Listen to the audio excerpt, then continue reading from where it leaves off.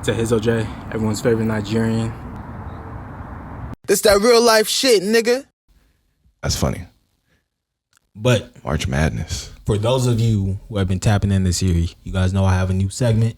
I do it every episode. I will continue to do it every episode. It's called, Did Trump do that? And you know the answer to this question every single time is yes, that motherfucker did. I'm just here to keep you guys updated on the latest in this Trump presidency, part 2. So, the first one that we're going to talk about. I don't know if you've seen this. This one I wasn't as familiar with because there's just so much shit that comes out every day. But I didn't update you. We're not going to do the El Salvador prison one. Okay. And I'm going to do Department of Education instead. I did. That was the one. That was the one. Got you. But I'll say that for last. I actually took some notes on that one. I'll say that for last. The first one I'm going to talk about. And this happened, I want to say like 2 weeks ago, where he signed an executive order. They wanted to remove all like mentions of DEI away from the Department of Defense, like website, any type of mention of it.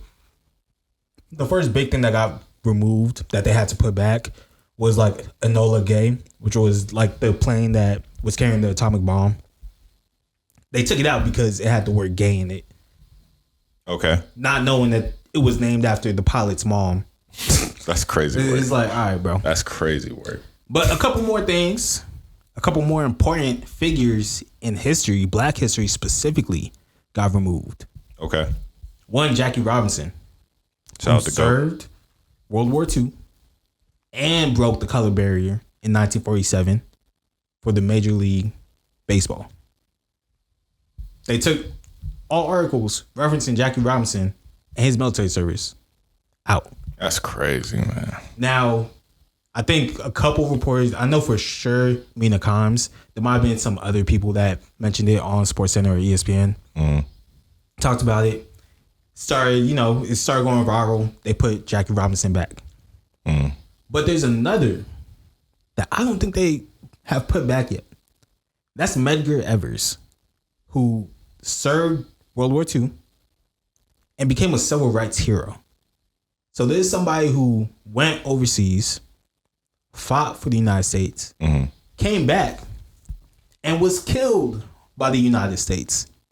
And now, with erasure, right? This modern day erasure, they're trying to take away the fact that he served for this country. It is ridiculous. Dang, I wasn't even familiar with that gentleman, but that's the craziest part about this whole Trump presidency. You don't know Medgar Evers? I'm not familiar, I don't think. He was huge in the civil rights I don't movement. think I'm familiar. I'm not going to lie to you. Hey, I ain't going to hold you. do your Googles on Medgar Evers. Yeah. Do my Googles. But yeah, that's what's probably the most surprising thing about this whole Trump presidency is that with a lot of these, just everything that they're doing with the Project 2025 and the list that they're going down, they're upsetting a lot of their base, which a lot of them is like the veterans Because or the base conservative folks. For some reason, the base didn't take them for their word. Yeah, They're just doing everything they said they were going to do. like shitting on veterans is crazy. But bro. they just thought that it wasn't going to affect them. Well, They assumed, that's going to affect black people. It's not going to affect us. man. And then you realize, oh no, they view you almost the same as they view us. Lesser than. Because if you ain't got the money to sit at the table, then you don't matter to them. Facts. Yeah, so I think that's just been the most interesting part about all this. So That's not all he did. Like I mentioned before, Trump signed an executive order to abolish Department of Education. Not sure how legal that is or if they're actually going to be able to follow through on that. But I'm going to give you some facts when it comes to the Department of Education. So while state and local governments provide the majority of funding to U.S. public schools, which is approximately 90%, the federal government plays an instrumental role in providing funding to high poverty K-12 schools, along with supporting students with disabilities. The majority of the Department of Education's budget supports grant and student loan programs, including the $18.4 billion Title I program that provides funding to high poverty K through 12 schools, and the $15.5 billion IDEA program that helps cover the education costs for students with disabilities. So shutting down, and there's a quote from Hakeem Jeffries, shutting down the Department of Education will harm millions of children in our nation's public schools, their families, and hardworking teachers. Class sizes will soar, educators will be fired, special education programs will be cut, and college will get even more expensive. So when the thing with these programs, these are supposed to help the less fortunate. It's supposed to give them a leg up and essentially allow an even playing field. Even out the playing field, exactly. And then that's not even to go into like try to all the money that goes into like making sure kids with special needs get the services that they need to also become educated. And they're trying to tear that down. Yeah, it really doesn't make sense. It's starting to get to a point now. It doesn't make sense, the things that they're trying to eliminate. And I guess just some notes, because I know you started with just kind of saying that you weren't sure if this executive order was going to be able to go through. It still needs congressional approval. And obviously there's going to be a lot of mounting lawsuits from different courts. And I'm sure this will probably end up in the Supreme Court. So they're not going to be able to just sign this and it's just going to go through. So we'll see about that. And then polls are just showing like throughout the country in America that 2/3 of the country doesn't even want to see the Department of Education go. So you're signing something, you're signing an executive order into reality that people don't even want to see happen. And like you said, the people that it's affecting, it's like, why are you going after like the people that need it the most, people that need special education? Like my mom's a teacher. She works in special education. And I'm already starting to see the effects of that and how people could possibly be losing their jobs and they're cutting back things. So like I'm seeing it in real time. Like, and then outside of special education, I'm even seeing some of my mom's friends too, like their kids that work in DC, that work in government, like they're losing their jobs too. Like just overnight, they're just pink slip gone. So this shit, I don't know, man. It's tricky. It's getting real spooky, actually. I shouldn't even say tricky. It's getting real spooky, man. The layoffs that are happening. One of the worst things about it is like the money that they would supposedly save from all these cuts doesn't even come close to how much they need to support the tax cuts for the rich that they're attempting to continue, right? They're not even addressing the real issues, bro. So their DEI, they're so focused on everything DEI related when it's like, we really need to go to Department of Defense. Right.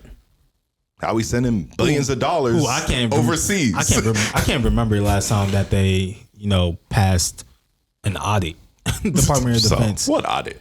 Right.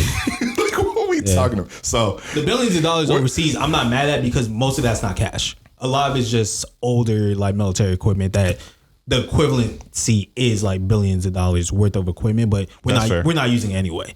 But like what I'm just trying to say is there's other parts of the budget that they're not addressing. They're focused on DEI right now, which is, like you said, it's a drop in the bucket. It's not gonna move the fucking needle. So I don't know. What we doing? All they're doing is hurting people.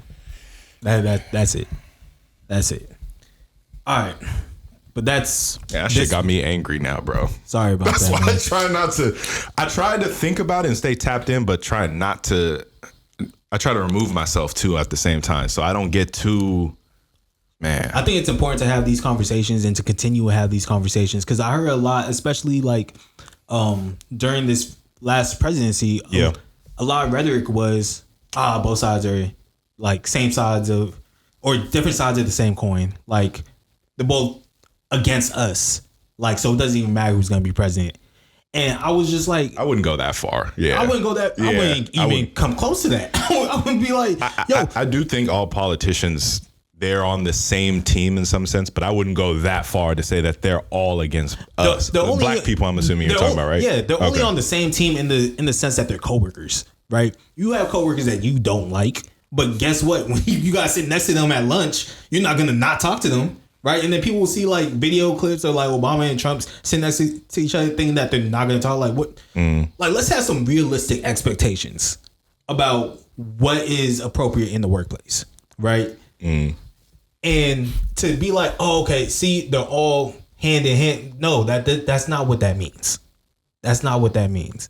And then when Kamala was running, people out the woodwork talking about, oh, nah, she evil, this and that. She the devil, this and that. And those same people, they shut the fuck up the moment that Trump won president. Hey, what happened to all the political, like, ideologies that you guys had? Yeah, you guys had so many opinions. Got nothing to say. When this black woman was running for president, and now Trump's running the country into the ground, you ain't saying nothing. That speaks to a bigger conversation and so it's like, unrelated conversation. It's related, but people just hate black people and especially black women. Honestly, that's a real conversation we have to have. It has nothing to do with policy.